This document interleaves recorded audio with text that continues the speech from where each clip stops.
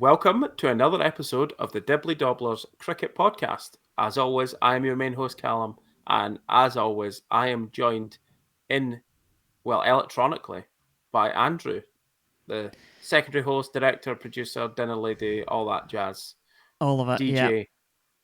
DJ. DJ. Yeah. I mean, technically, our recording thing is calling you the director, so, It that is. definitely Yeah. It is our OBS Ninja as we're using. Yeah. I'm all right. How are you? I think you asked me how I I'm am. all right.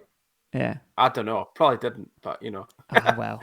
You do every other week, so we'll go with that. I know.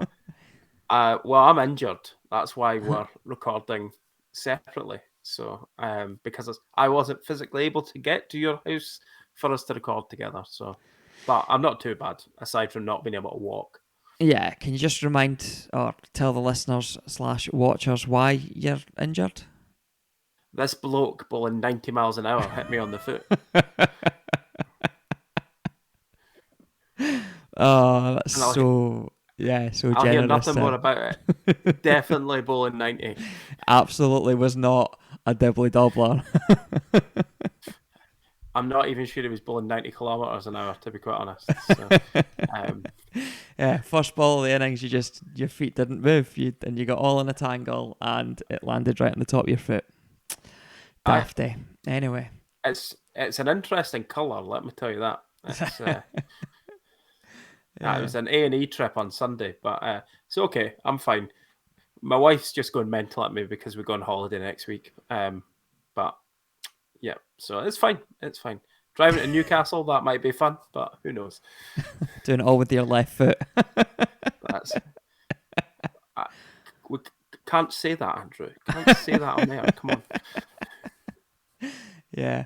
Right. Will we jump into the usual stuff? I think we're going to have a little chat. There's captaincy stuff to discuss, and we've got some other discussions which are going to be inspired by team selections south of the border. I think is what we'll go with. But yeah, let's jump into our team of the week stuff first. So I'll bring the team of the week up on screen. You want to read through it? Am I reading through it? I can read through it if you want. That's not a problem. I know you struggle to read. So, right. So opening up, we've got Graham Garden from Forfershire's second 11, who got a 117 against Strathmore in the NEC. Familiar face, Tian Britz, opening up in a T20 mode against Meagle through the week. Got 108 not out off a miserly 65 balls. It must be hard being as terrible as him, honestly, Andrew.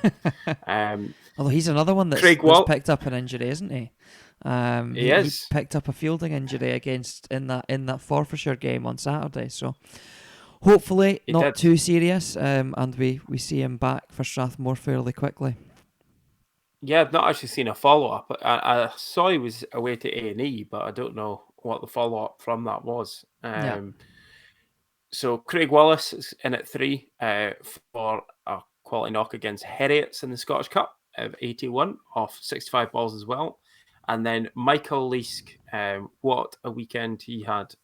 So actually, that's too small on the screen I've got because I was too lazy and didn't bring the image up, Andrew. So if you can read what that says better than I can. So against Watsonians on Saturday, Michael Leask got 78 off 75 balls and took 4 for 37 off 9 overs.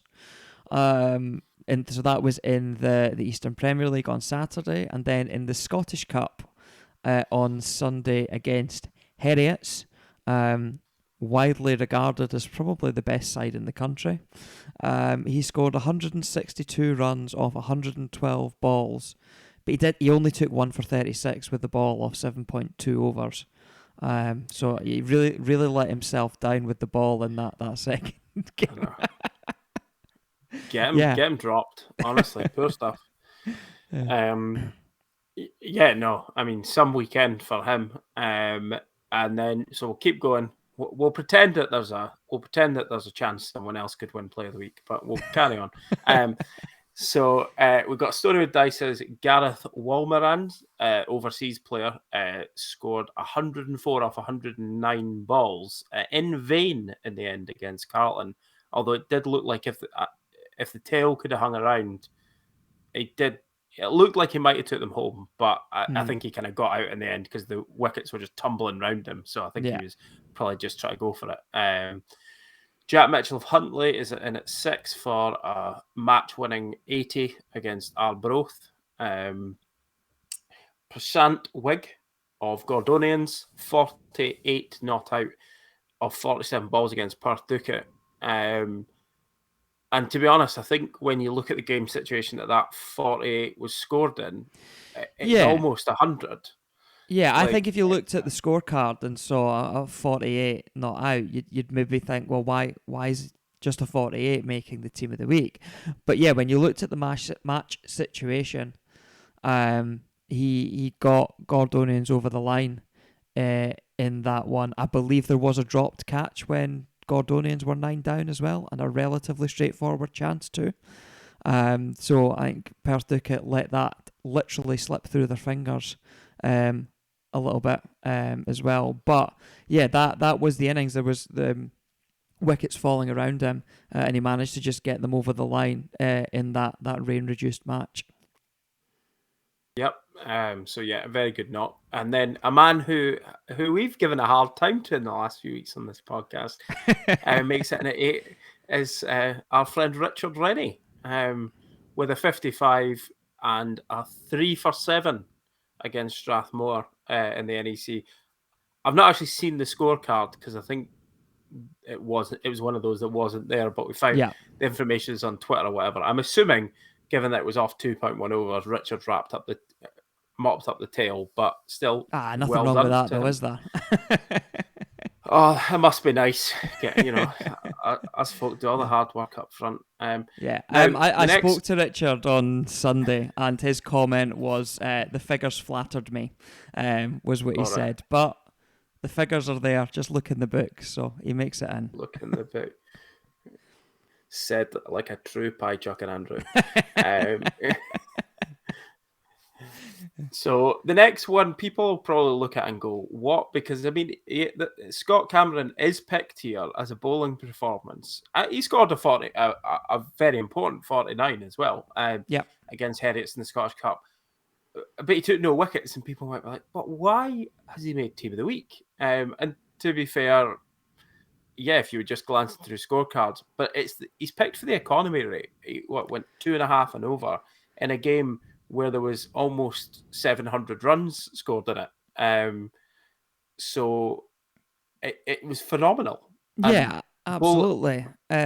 He opened up the bowling. Heriots were chasing a large total on what is usually a batting friendly track at Fort Hill.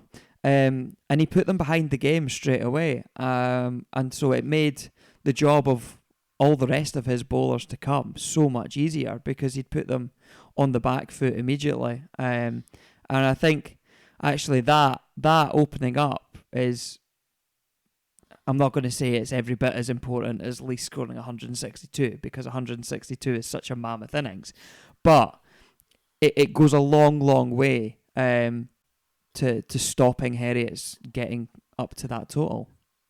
Oh, and absolutely, and that's the thing, and it can't just always be about wickets. I mean, Bryce Alchin took 4 for 85 as fellow opening bowler, but he kind of, it was Scott that put them on the back foot, and that's really what has got, even wicketless, has got him in. So I think Bryce came back towards the end. I think he took the most of his wickets towards the back end of the innings as well. Well, to be fair to him, he took Matty Cross and Hayes van der Berg very early on. Oh, right, okay. So it was 2 at the start and 2 later on. So, but yeah, I think it was just that, Scott just put them on the back foot so much, it meant that they had to go for it, and ultimately failed in doing so. Another Stonywood Dice player, Dupree's Stander, with 4 for 36 off his 10, very economical as well as the wickets. And the other overseas player at Stonywood Dice, both unlucky at the weekend, really, that their performances were in vain. And then to wrap it up, we have a return of a Northern Light who does also play for Forfarshire, just to round off the heavy Forfarshire theme to this team of the week, is Kirsty McCall, who took 4 for 14, also in vain, against Dumfries and Galloway in the Women's Premier League. Indeed, yeah. And that was that game that was played at Perth. Again, I think it was rain affected as well. They played it as a 2020 rather than the full 30 overs. But yeah, ultimately in vain as Dumfries and Galloway managed to walk away with the win there. Right. So it must have been a last. It was either a last ball win. No, they fell 3 runs short, so it was a very tight game. Yeah. Yeah, and it looked a tight game. Both sort of going into it, you thought that would be a tight game. Both have been two of the decent sides in the Women's Premier League, so it always looked like it would potentially be a close one. And yeah, that's how it turned out. Yep. So, player of the week now. I think it's going to be it's a tough one. We spent hours deliberating on this, Andrew. Hours and hours and hours. Do you know what the thing is? I think we had pretty much decided on Saturday night that it was likely to be Michael Leask that was going to be player of the week before he scored 162 on Sunday. Yeah, I mean, to be fair, because it was pretty much match winning with bat and ball on Saturday. And then the heroics of...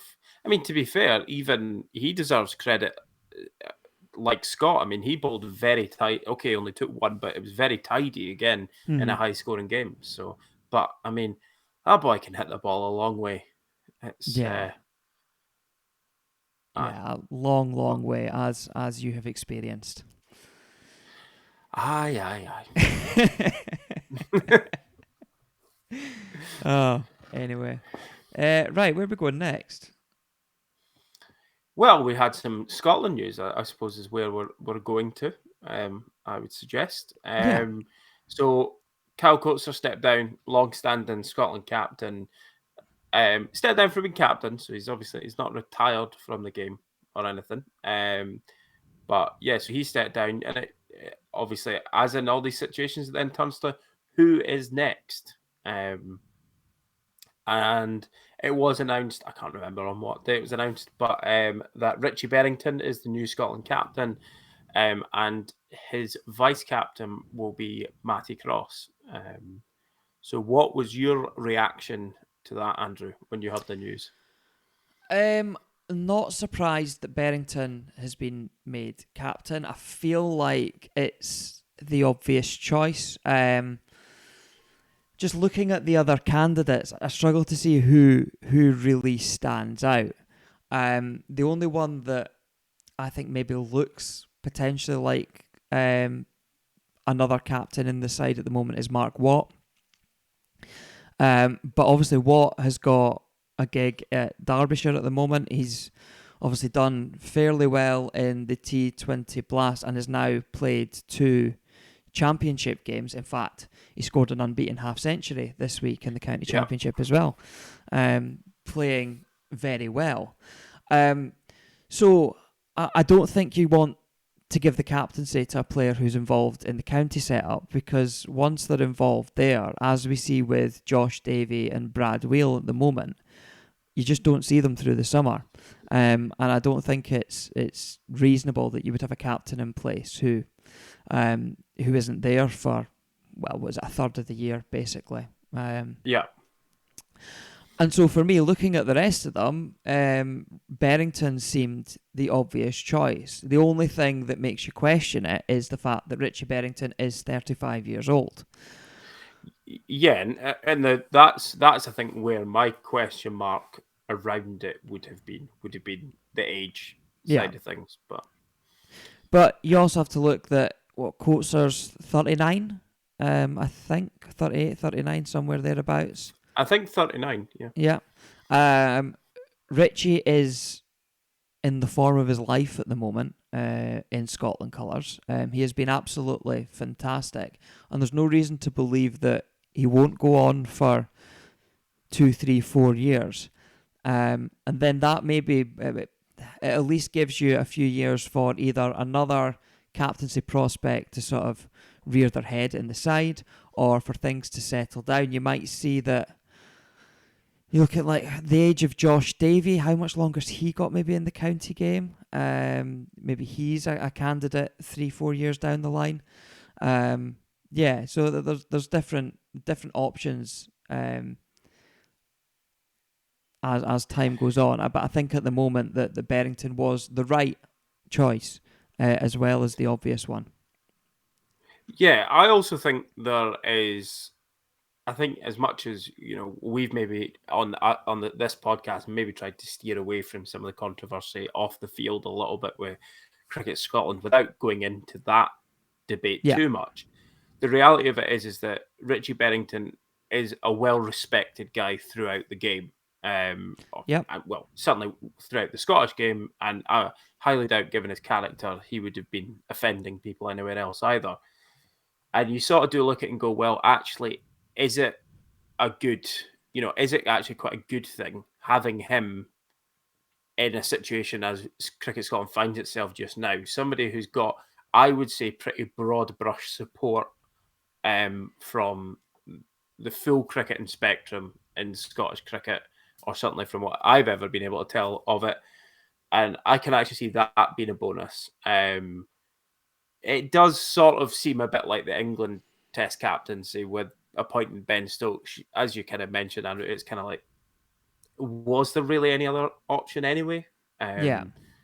But I think he'll do well, and I actually don't always think Scotland aren't a team that are in turmoil or anything like that. So actually, a medium-term captain, is that problematic? I don't actually think it has to be. No, I don't think it is. While it's not a team in turmoil, it is an aging squad, though. We are coming into a period where there is going to be a lot of transition in the Scotland squad. Mm-hmm. But yeah, I think that Berrington being there for 2, 3, 4 years, I think that works okay. I think that'll be fine. The one that did surprise me a bit more, though, was the appointment of Matt Cross, as vice captain. Yeah. Not from a personality or a leadership point of view or anything. More just from a form point of view.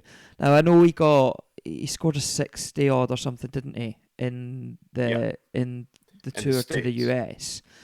But other than that, it has been a pretty barren spell in terms of run making in Scotland colours for Matty Cross over the last, I was going to say, 18 months or so.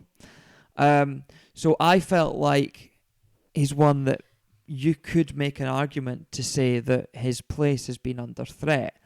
There aren't a huge number of wicket-keeping options domestically, but Craig Wallace, for example, has been in absolutely fantastic form over the start of the season. You look at our Team of the Week stats, he's been in our Team of the Week 5 times this season.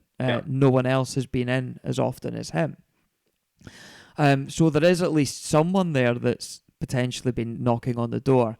But what this clearly does is it gives that vote of confidence to Matty Cross to say, no, you are the guy that we believe in. He himself has put in strong domestic performances over the last 2 summers. So you can't accuse him of not making runs domestically. But yeah, I did find that one a bit more interesting. Yeah, I would agree with you in terms of, I think when we were looking ahead to the US tour, we sort of had touched on Matty Cross's form and things like that, and that he hadn't really produced. But I suppose it has been quite telling that Cricket Scotland appeared to have backed him prior to that anyway, taking only one wicketkeeper, for example, which seems like a bit of an odd call, particularly when you'd argue that, well, Craig Wallace, if he's not the next batsman in line domestically, he's right up there. So, given the fact he can give you cover on both elements, seems a bit odd. But yeah, it just, I'm not always actually sure you need to name a vice captain is the other slight thing, and whether they've done this as a sort of look, we're really backing you kind of situation to try and instill some additional confidence or whatnot. I don't know, but it's yeah, I find it interesting that he's secure enough to be given that formal title. Yeah, it's an interesting one. I suppose similar. Let's digress a little bit away from Scottish cricket at the moment. Well, I suppose we'll round up there by saying that obviously we wish both of them all the best, leading the side over the next few years, and we hope that they can continue the work that Kyle has done in really leading the side onto to places that the side has not been before. We hope to see that again and see more of that. But yeah, digress as opposed to south of the border, and a not dissimilar situation in that you've got someone in a team who's maybe not performed and is being backed. So we're looking at the England Test side at the moment. What do you make of Ben Stokes very much backing Zak Crawley to keep his place as opener in the England Test side? Pretty much all the doubts that I had about Ben Stokes as being England captain that had maybe sort of started to fade away over the very impressive display against New Zealand. Pretty much all that good work just got undone immediately, listening to him talking in the manner that he did, kind of specifically about Zak Crawley. Some of what he was saying, he was more just trying to back the overall squad as well. But I mean, I think you could argue there's links to what we're talking about with Matt Cross, but I think what you have with Matt Cross is you've got one of the strongest domestic performers with the bat. Whenever he's been playing in the country, because he's had spells down south and things. What you have in Zak Crawley is you've got a guy who doesn't even have very good domestic stats, and has had enough international cricket and has really had one spectacular innings. And yes, there's backing people and backing your squad and, giving them faith. There's also just looking like a fool. And to be quite honest, that's how I felt Stokes came across, because to just say that no matter what you do, we're going to keep backing you here is when the guy has got nothing to back it up whatsoever. It's just idiotic. I just don't understand it at all. Yeah, I agree. And actually, I mean, up to the third test there, I could still understand someone saying about Zak Crawley that he always looks good until he gets out, because that has generally been the way that a Zak Crawley innings has gone. You see him make some nice shots, play some beautiful drives, and then he nicks off into the cordon, and he's gone. But his innings in the second innings of the third test against New Zealand last week, he didn't even look good, which is the first time I've really seen that from him as well. Where actually I now think that while his captain might be backing him, he internally must be so low on confidence, and it really looked like a guy really low on confidence in that innings, because he was dropped, I think, wasn't he, early on? He had a couple of nick-offs and inside edges that went past his stumps, and he made 20 odd, but it was a very, very scratchy, horrible 20 odd. And yeah, he could have been out 3 times before he eventually managed to get out. I don't understand why he was retained going into the New Zealand series.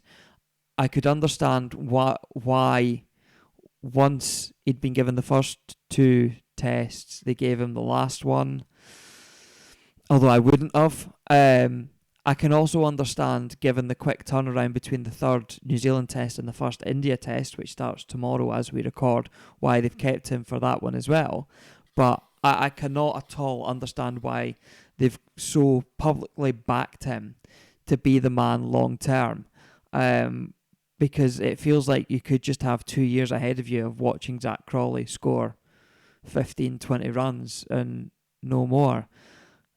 Yeah. It's not like there aren't a huge array of options domestically as well. I mean, you just have to look at his opening partner at Kent, for example. Ben Compton Yeah, he is must. just a much better shout to be opening the batting for England at the moment. But there are others out there performing every week too.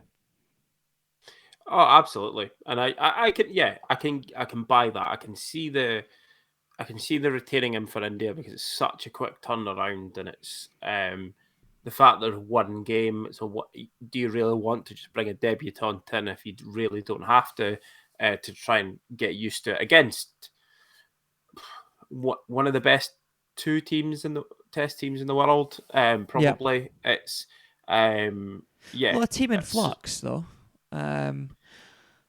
less so Yeah. with the ball, though. I would argue. I would argue that Yeah. I think their batting lineup is in disarray in many regards, but their five bowlers have been their five bowlers for the last while and are still a very strong bowling unit. And do you really want to expose somebody in a manner like that? But he shouldn't have been there for Test One of New Zealand.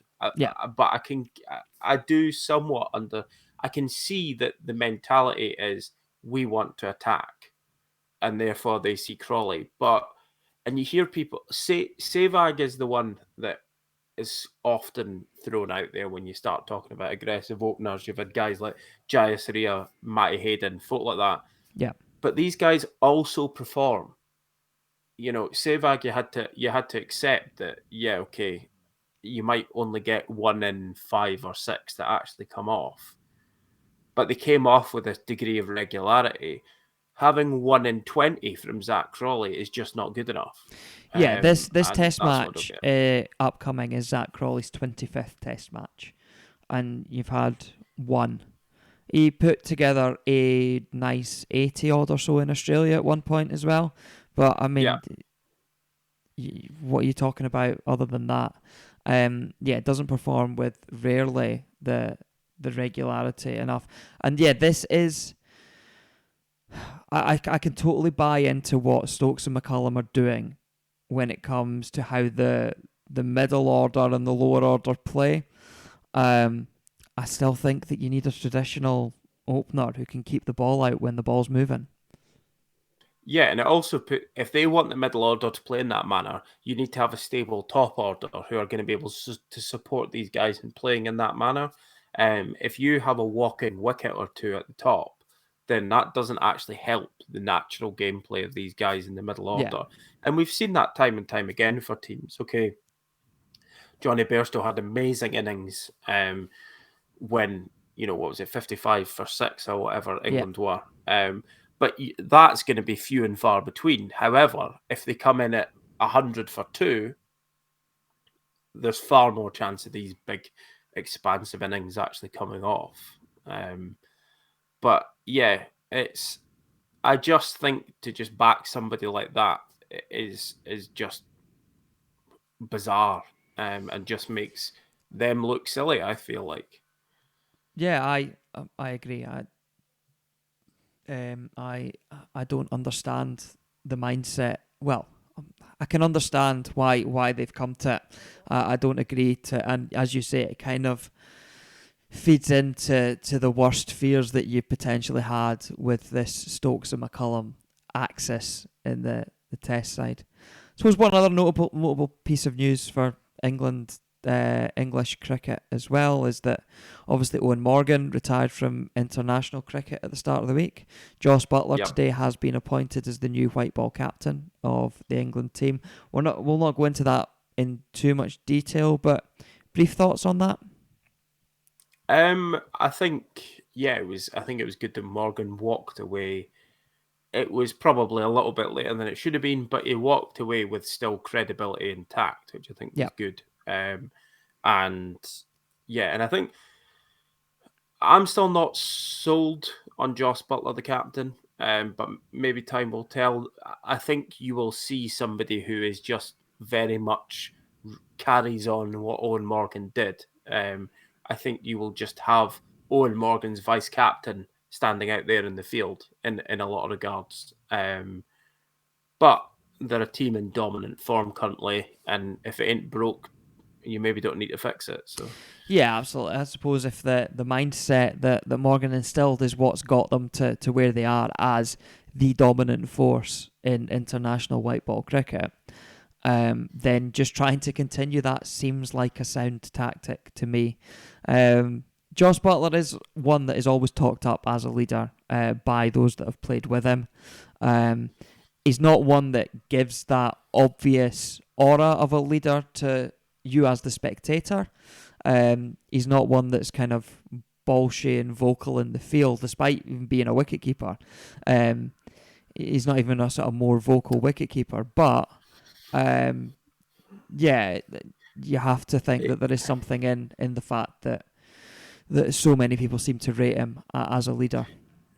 Yeah, I just think I looked at that. He was really what appeared to be second in command of one of the worst England Test leadership teams in the modern era. You hear people say it, but I'm far from convinced that that's actually the case. And again, I think him being a nice guy probably feeds into that as well. So we'll see how it goes, but I can't see too much changing with the depth of talent that England have got in the white ball game. I think pretty much anyone could captain them to success. Yeah. So, is it time to go and look at predictions? Look at predictions. Oh man, this was a poor week. I suppose we better. Yeah. I finally won a week. What happened there?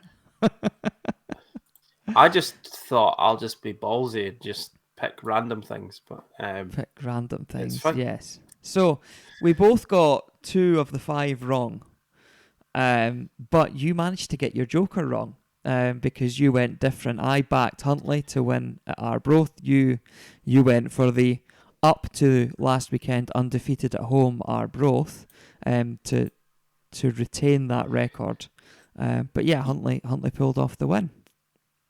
Yeah, and I don't know why. The Joker, I'm so annoyed to myself. I knew Dundee High School were going to get rolled over by Stonywood. I even said it pretty much, and I'm like, I don't know why I didn't, but hey ho, I didn't. So it's anyway, but it's all good. What are the scores though, Andrew? Because that'll make me feel better. Yeah, you are still a mile ahead. Let me find the scores. So I've pulled it back to a 7-point deficit. Oh, yeah, dear Andrew. Yeah, oh joy. Anyway, right, what have we got this week? Let me just try and do some producing and sort my screens out here. Let's bring our faces back up. Predictions. So, fixtures for... What was that, sorry? I was like, the watchers will not be happy. They'll prefer the graphics. Yeah.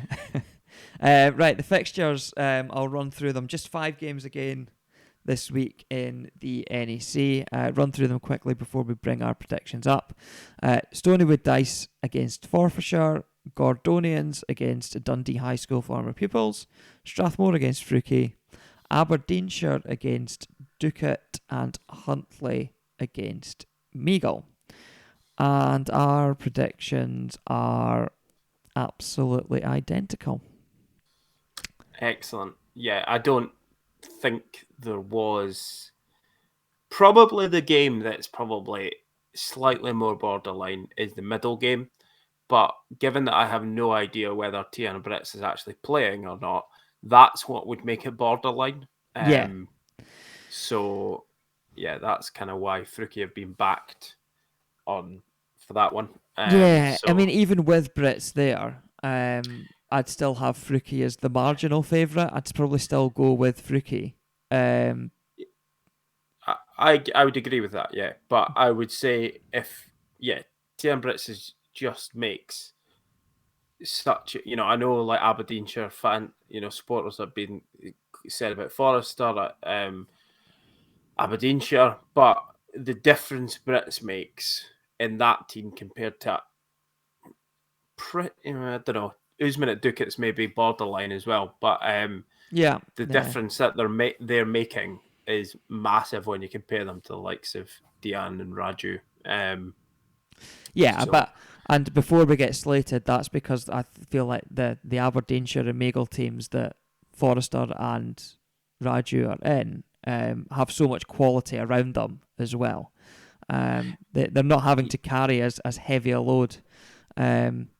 But again, I'm not trying to be slated by Ducat or Strathmore by saying that either. Andrew, just digging a hole for myself. Where do you coach, Andrew? Where do you coach? I coach at Perth Ducat. I do, yeah. All right. So. No anymore, you don't. Yeah.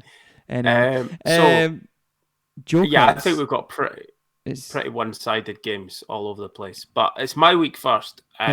So continuing my slagging off at Dundee High School, I'll be going for Gordonians.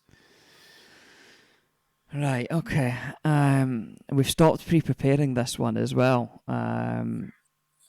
It's all right. I've got the graphic up in front of me that I'll update, but I don't know who you picked for the Joker. So hurry up.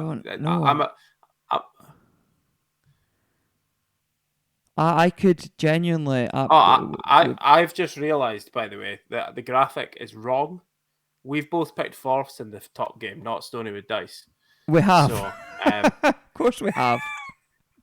So, I'll also, when I update it with a Joker, we'll also swap the pictures.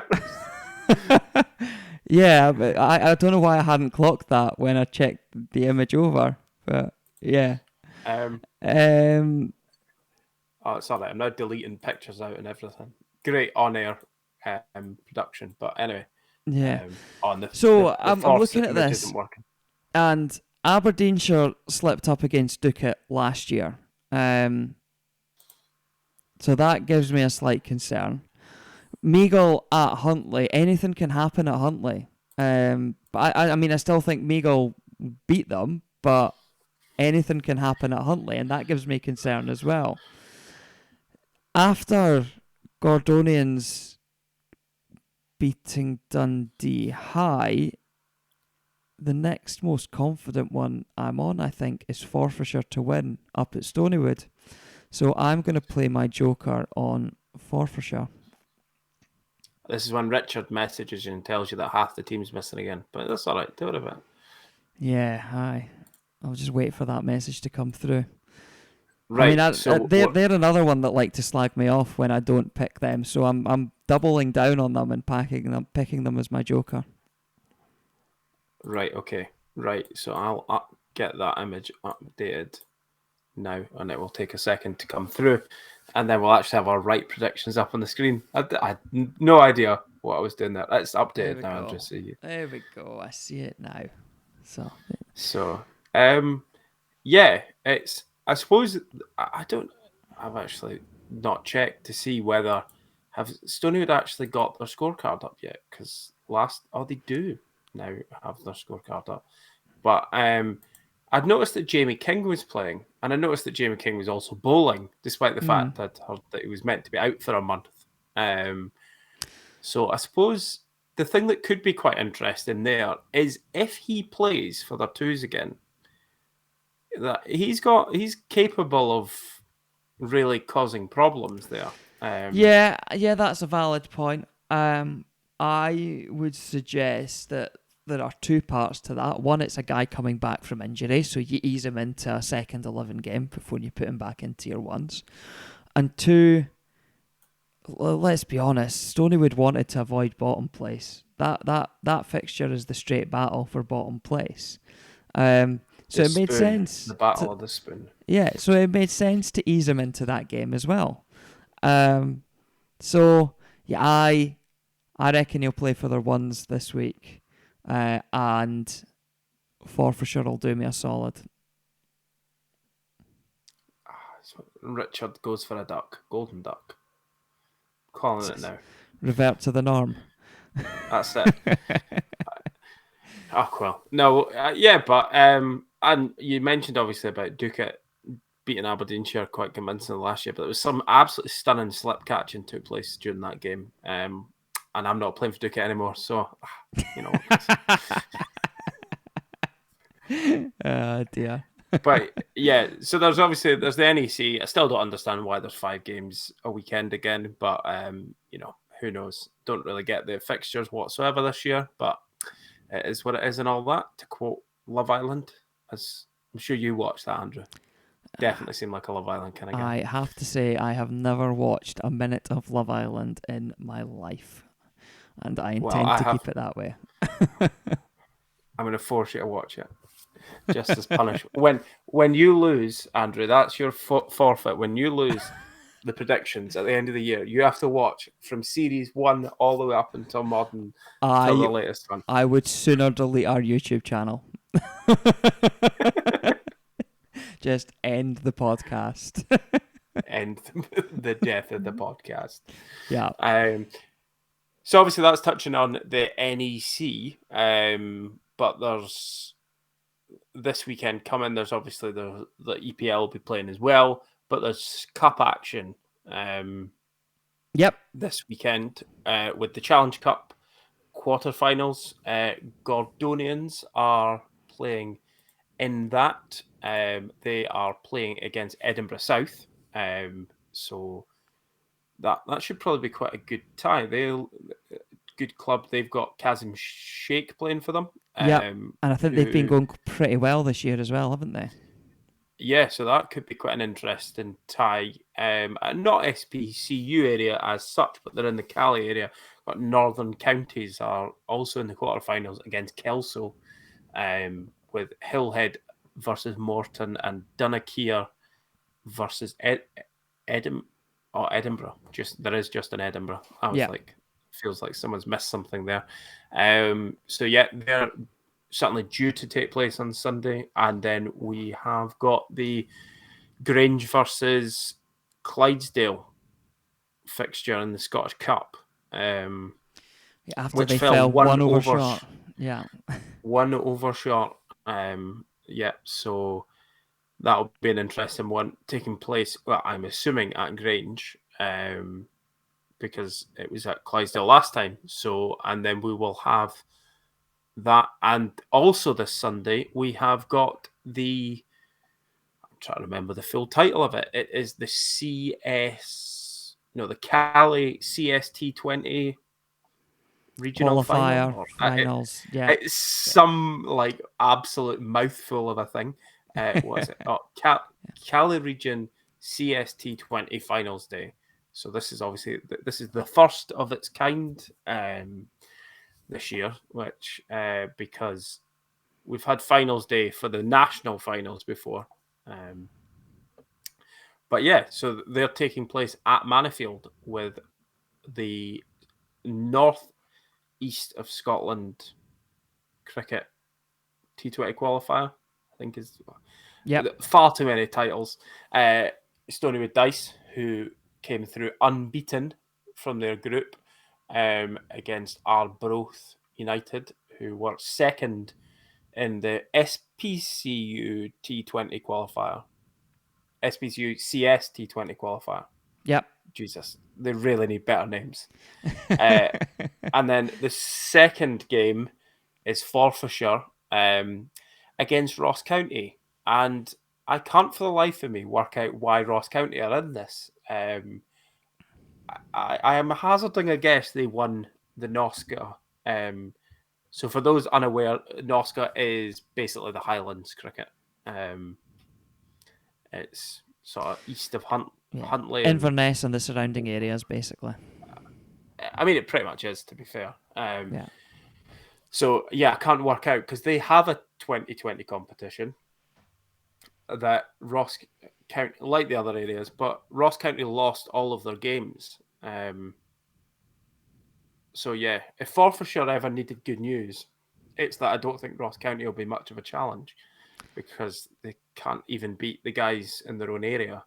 And Forfarshire have one of the most explosive batting lineups going about. They could get leasked. So it's I'm not sure that's much of a competition. So I would be hazarding Forfs are probably as good as in the final. The first tie, though, could be quite a good game. Arbroath seem to have been stronger this year in the shorter format than they have in the league, certainly. Although they did drop a game to Perthduca at one point as well, didn't they, in the T20? What is this? You saying that they're rubbish? No, Andrew, you're really offending Duke. No, you've said that they are stronger in the league, and I'm telling you that they dropped a game to a club that play a level below them. That aren't they very good? Okay, well if that's what you want to say, Andrew, you say that. But... Wow. Wow. Andrew, I just my plan is always just to get you in trouble. That's just yeah. No, it could be a decent one. I think Arbroath have been playing better cricket as well over the last few weeks. It seems overseas player is in as well. Yeah. That could be a tight one. I would back Forfarshire to be the one that qualify. They just have so much quality in that side that the other sides just simply don't possess. Yeah. No, absolutely. They have a genuine 11 of good cricket players. And I think even when you're playing at that standard, even the likes of Arbroath and Stonywood have half a dozen guys that are probably like genuinely that standard. And then they probably have a few guys that they get by at that standard, but they're probably, it maybe be fair to say that they're good NEC players rather than National League level players. So I'd be expecting to see, when all is said and done, Forths progressing to the national finals day. But it could just be a case of how many against Ross County, I think. It could. I mean, you want to see tight games, and if Ross County can put up some form of a fight, that would be great. But I can't see that they'll pose too much of a threat to Forfarshire. No, I don't see that. Their last T20 game, they conceded 213 against Fort Augustus and only made 136 in reply. So you kind of... Well, I was going to say you worry when they are conceding that many, although the Nosca Parks are probably not very big grounds, to be fair. Whereas Mannifield, I mean, you're on a ground that hosts international games. It's not a tiny... So, I was going to say maybe Forths will be nice to them, but they weren't nice to anyone last year, so... Yeah. Right, I think that brings us to the end of another episode of the Dibbly Dobblers Cricket Podcast. At this point, I will say we are going to have a week off next week. Callum is away on holiday, and I'm not going to subject you to a monologue from myself. We'll still have the usual Team of the Week and predictions. They'll all go out on the Twitter. So follow us there at DibDobPod to check out that. Other than that, we'll see you again in a fortnight. As ever, please do like, share, review, comment, tell your friends, word of mouth, all of that. We'll see you again in a couple of weeks' time. Bye, everyone.